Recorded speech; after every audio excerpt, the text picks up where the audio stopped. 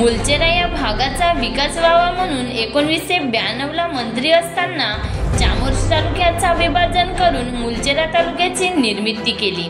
येथील नागरिकांना चामोर्शीऐवजी मुलचेऱ्यातच सर्व सोयी सुविधा उपलब्ध झाल्या। तालुका छोटा असला तरी माझ्या विधानसभा क्षेत्राचा एक भाग म्हणून मी निधी देताना मुलचेऱ्याला प्रथम प्राधान्य दिला आहे। यापुढे देखील निधीची कमतरता भासू देणार नाही। मात्र विकास कामे करताना सर्व विभागांनी समन्वय ठेवा असे निर्देश आमदार धर्मरावबाबा आत्रम यांनी दिले। शुक्रवार 24 जानेवारीला त्यांच्या अध्यक्षतेखाली मुलचेरा पंचायत समितीची वार्षिक आमसभा पार पडली। यावेळी ते बोलत होते। यानंतर मागील वार्षिक आमसभेचा इतिवृत्त वाचन करण्यात आले।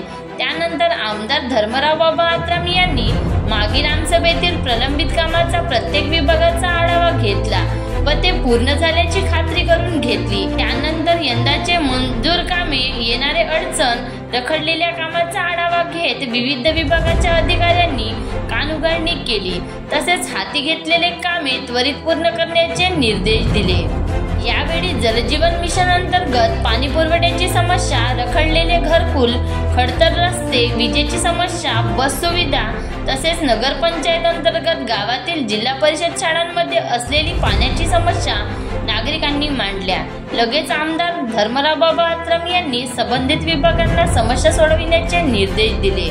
आमसभेत ग्रामसेवक युनियन आणि शिक्षक संघटनांनी आमदार धर्मरावबाबा आत्रम यांचा शाल श्रीफळ देऊन सत्कार केला।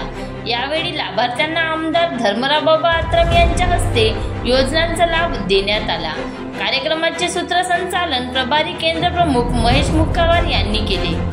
मुलचेरा तालुक्यात 3 प्राथमिक आरोग्य केंद्र असून सुंदरनगर प्राथमिक उपकेंद्र अंतर्गत येणाऱ्या हरिनगर येथे मागील अनेक वर्षापासून उपकेंद्राची मागणीची प्रस्ताव पाठवूनही उपकेंद्र मंजूर झाले नाही।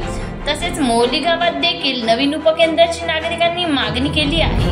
तसेच तालुक्यातील शेतकऱ्यांना धान विक्रीसाठी बोरी येथे जावे लागत असून धान विक्रीसाठी गोडाऊन मंजूर करण्याची मागणी करण्यात आली।